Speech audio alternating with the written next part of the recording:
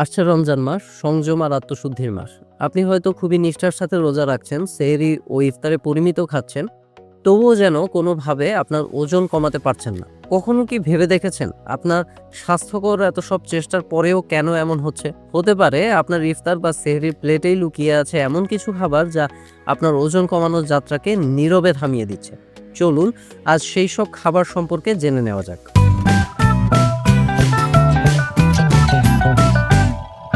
আসসালামু আলাইকুম। আমি ডক্টর গাজী সাজ্জাদ হোসাইন। সবাইকে স্বাগত জানাচ্ছি আমার রমজান সিরিজের পঞ্চম পর্বে।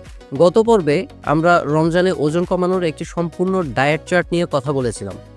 আপনাদের অসাধারণ সাড়া পেয়ে আমি সত্যিই আনন্দিত।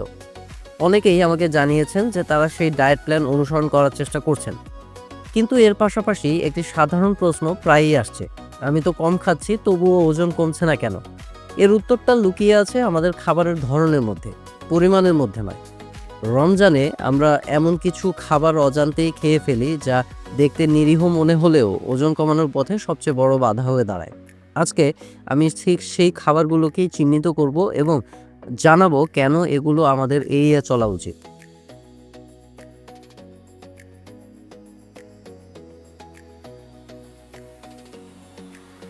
তালিকার প্রথমেই যাদের নাম আসবে তারা হলো আমাদের সকলের প্রিয় তেলে ভাজা খাবার। পেঁয়াজু, আলুর চপ, বেগুনি, সমোসা, এগুলো ছাড়া আমাদের ইফতারের টেবিলটাই যেন অসম্পূর্ণ থেকে যায়। কিন্তু সমস্যাটা হলো, এই খাবারগুলো যখন ডুবো তেলে ভাজা হয় তখন এরা প্রচুর পরিমাণে তেল শোষণ করে নেয়। এতে ক্যালোরি পরিমাণ বেড়ে যায় বহুগুণে। শুধু তাই নয়, এই ট্রান্সফ্যাটযুক্ত খাবারগুলো আমাদের শরীরে ইনফ্লামেশন সৃষ্টি করে, ফলে হজমে গন্ডগোল হয় এবং মেটাবলিজম অর্থাৎ বিপাকক্রিয়া স্লো হয়ে যায়। ফলে আপনার শরীর ক্যালোরি পোড়ানোর বদলে তা চর্বি হিসেবে জমাতে শুরু করে। তাই ওজন কমানোর কথা ভাবলে এই মুখরোচক কিন্তু ক্ষতিকর খাবারগুলো থেকে দূরত্ব বজায় রাখতেই হবে।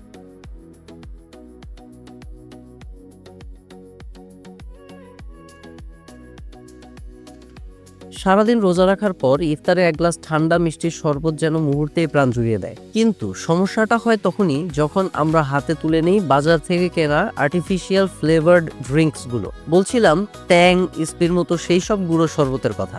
সাথে আছে বিভিন্ন artificial fruit syrup, flavoured drink, cold drinks ও কার্বোনেটেড বেভারেজ।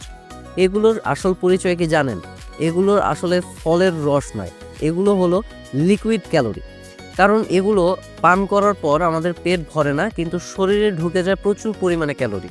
এগুলোতে আসলে ফলের বদলে থাকে শুধুই সাদা চিনি, আর্টিফিশিয়াল ফুড কালার আর কেমিক্যাল ফ্লেভার। এই চিনি রক্তের শর্করার পরিমাণ হঠাৎ করে অনেক বাড়িয়ে দেয়, যার ফলে কিছুক্ষণ পরেই আপনার আরও বেশি মিষ্টি খেতে ইচ্ছে করবে।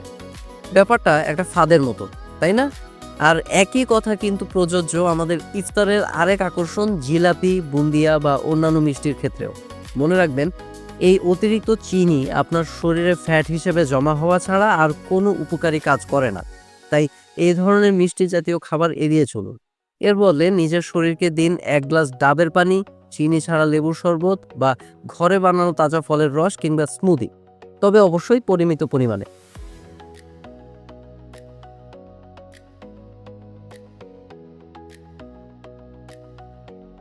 এবার কথা বলবো কিছু লুকানো শত্রুদের নিয়ে, যাদের আমরা অনেকেই স্বাস্থ্যকর বলে ভুল করে থাকি।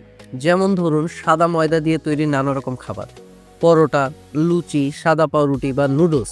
এগুলোতে ফাইবার বা আঁশের পরিমাণ প্রায় থাকেই না বলতে গেলে। ফলে এগুলো খুব দ্রুত হজম হয়ে যায় এবং কিছুক্ষণ পরেই আপনার আবার খিদে পেয়ে যাবে, যার ফলে আপনি প্রয়োজনের অতিরিক্ত খেয়ে ফেলেন।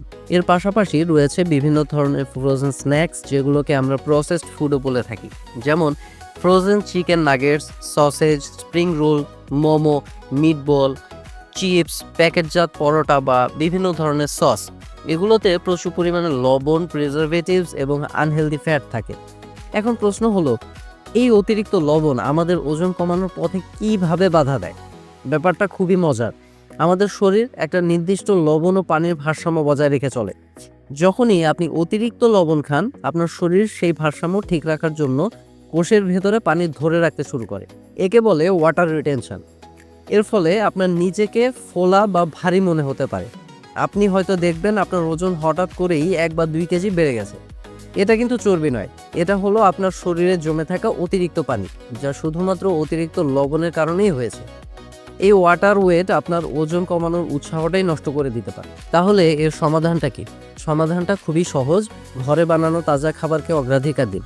কারণ যখন আপনি ঘরে রান্না করছেন তখন লবণ, তেল, মশলা সবকিছুর নিয়ন্ত্রণ আপনার হাতে থাকছে। বাজারের ফ্রোজেন নাগেটস না কিনে ঘরেই মুরগির কিমা দিয়ে বানিয়ে ফেলুন মজাদার চিকেন কাবাব বা টিক্কা।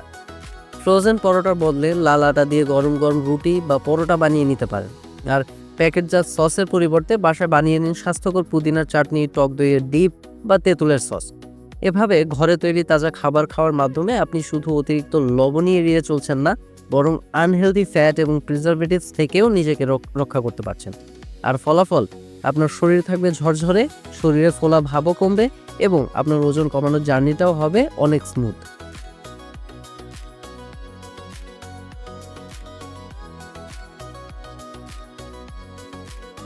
এবার কথা বলবো এমন একটি সাধারণ ভুল নিয়ে যা আমরা স্বাস্থ্য সচেতন মানুষরাও প্রায় করে ফেলি, আর তা হলো স্বাস্থ্যকর খাবারের পরিমাণ নিয়ে।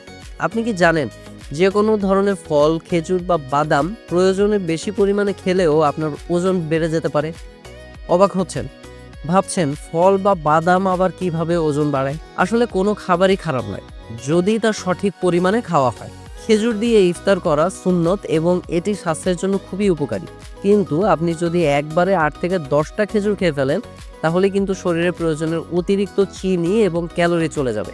একইভাবে বাদাম স্বাস্থ্যকর ফ্যাটের দারুণ উৎস, কিন্তু পরিমাণে বেশি খেলে ওজন বাড়বে। ফলের ক্ষেত্রেও তাই। পরিমিত পরিমাণে ফল খাওয়া ভালো, কিন্তু অতিরিক্ত খেলে এতে থাকা প্রাকৃতিক চিনিও আপনার ওজন কমানোর পথে বাধা হয়ে দাঁড়াতে পারে। তাই স্বাস্থ্যকর খাবার মানেই আনলিমিটেড নয়, পরিমাণটা খেয়াল রাখা খুবই জরুরি। তাহলে দেখতেই পাচ্ছেন আমাদের অতি পরিচিত কিছু খাবারই কিভাবে আমাদের ওজন কমানোর চেষ্টাকে ব্যর্থ করে দিচ্ছে। এর মানে কিন্তু এই নয় যে আপনাকে সবকিছু খাওয়া ছেড়ে দিতে হবে। মূল কথাটা হলো সচেতন থাকা এবং সঠিক বিকল্পটি বেছে নেওয়া। ভাজা খাবারের বদলে বেকড বা গ্রিলড আইটেম বেছে নিন, চিনিযুক্ত শরবতের বদলে প্রাকৃতিক ফলের রস পান করুন এবং সাদা ময়দার বদলে লাল আটার খাবার খান। রমজান মাস হলো নিজেকে বদলানোর সেরা সুযোগ। এই মাসে শুধু আত্মিক নয়, শারীরিক পরিবর্তনেরও একটি সুযোগ নিন। আশা করি আজকের ভিডিওটি আপনাদের সেই যাত্রায় সাহায্য করবে। ভিডিওটি ভালো লাগলে অবশ্যই লাইক এবং শেয়ার করবেন, আর আপনার কোনো প্রশ্ন থাকলে কমেন্ট সেকশনে জানাতে ভুলবেন না। এমন আরও স্বাস্থ্য ও লাইফস্টাইল বিষয়ক বিভিন্ন তথ্য পেতে আমার চ্যানেলটি সাবস্ক্রাইব করে পাশে থাকবেন। ধন্যবাদ।